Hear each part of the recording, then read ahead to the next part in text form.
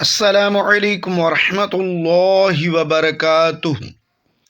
بسم اللہ الرحمن الرحیم۔ محترم ناظرین کرام، آپ اس ویڈیو میں جان سکیں گے کہ سلطان محمود غزنوی تاریخ کے انصاف اور جھوٹے بیان کرنے والوں کے درمیان افسوس کا مقام یہ ہے کہ ہمارے ہی خطے کے کچھ مصنفین ان عصری مصنفین کے اثر میں آ گئے ہیں، جنہوں نے سلطان محمود غزنوی کی شخصیت کو مسخ کرنے کی کوشش کی ہے۔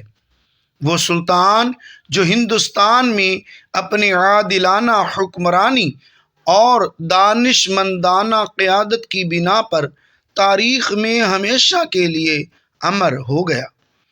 اس مضمون میں ہم ان بڑی غلط فہمیوں کو واضح کرنے کی کوشش کریں گے جو بعض مصنفین نے سلطان محمود غزنوی کی شخصیت کے بارے میں بے بنیاد روایات پر مبنی کی ہیں۔ یہ روایات عربی ذرائع کا مطالعہ کیے بغیر جو سلطان کی زندگی اور حکمرانی کو تفصیل سے بیان کرتی ہیں، اکثر مغربی ذرائع پر مبنی ہیں۔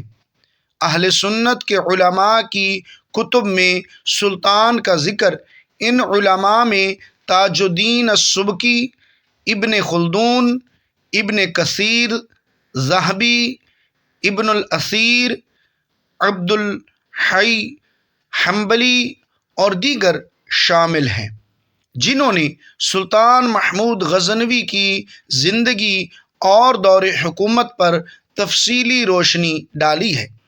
تاج الدین السبکی اپنی کتاب الطبقات الشافعیۃ الکبریٰ میں سلطان محمود کے بارے میں لکھتے ہیں، وہ عدل کے اماموں میں سے تھے، تمام لوگ اور علاقے ان کے تابع تھے اور ان کے نیک کاموں کے اثرات واضح تھے۔ حکمرانی سے قبل انہیں سیف الدولہ کا لقب دیا گیا اور بعد میں یمین الدولہ کہلائے۔ سلطان ایک عادل، بہادر، فقیہ اور سخی شخصیت کے مالک تھے۔ تاج الدین السبکی مزید لکھتے ہیں کہ عمر بن عبد العزیز کے بعد میں نے عدل کے معاملے میں 4 عادل حکمرانوں کے بعد سلطان محمود غزنوی کو 5ویں عادل کے طور پر پایا۔ اگرچہ کچھ حکمرانوں کی مدت مختصر رہی اور ان کے آثار بھی کم ہیں، لیکن عجم میں سلطان محمود غزنوی اور ان کے وزیر نظام الملک اور عرب دنیا میں سلطان نور الدین زنگی اور ان کے وزیر صلاح الدین ایوبی نمایاں ہیں۔ انہوں نے مزید لکھا کہ سلطان پر تنقید کرنے والے اکثر شیعہ مورخین یا شیعہ مکتب فکر سے متاثر افراد کے بیانات نقل کرتے ہیں۔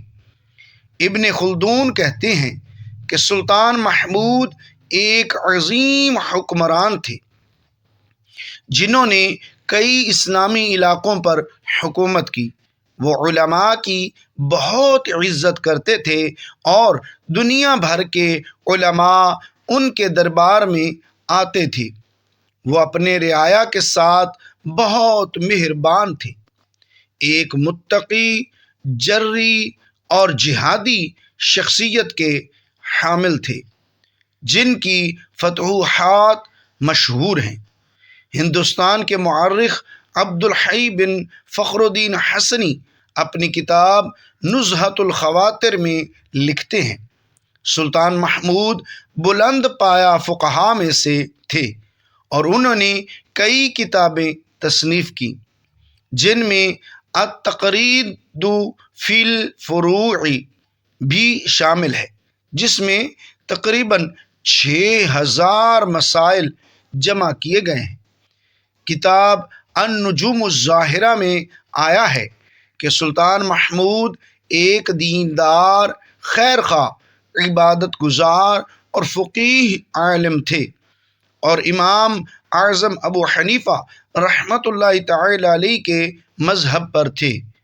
ابن عماد اپنی کتاب شذرات الذہب میں عبد الغافر الفارسی کا قول نقل کرتے ہیں، سلطان اللہ کے دین کی سربلندی میں خالص نیت رکھنے والے اور جہاد میں کامیاب شخصیت کے مالک تھے۔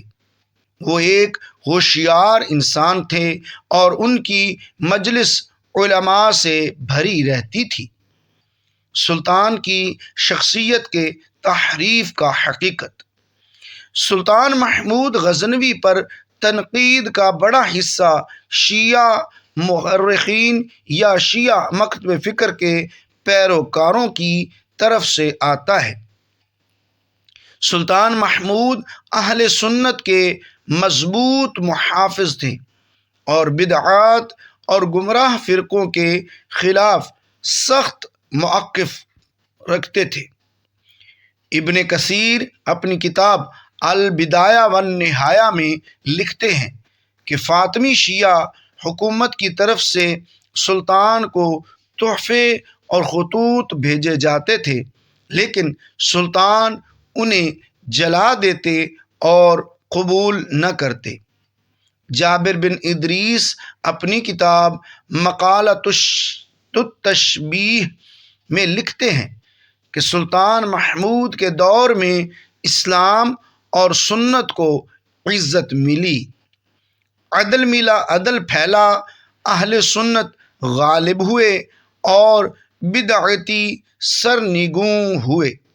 نتیجہ: اہل سنت کے علماء نے اپنی کتب میں سلطان محمود غزنوی کی شخصیت کا ایک درست اور منصفانہ تصویر پیش کی ہے۔ تقریباً تمام مورخین کے نزدیک سلطان محمود ایک عادل، دین پرور اور علم دوست حکمران تھے۔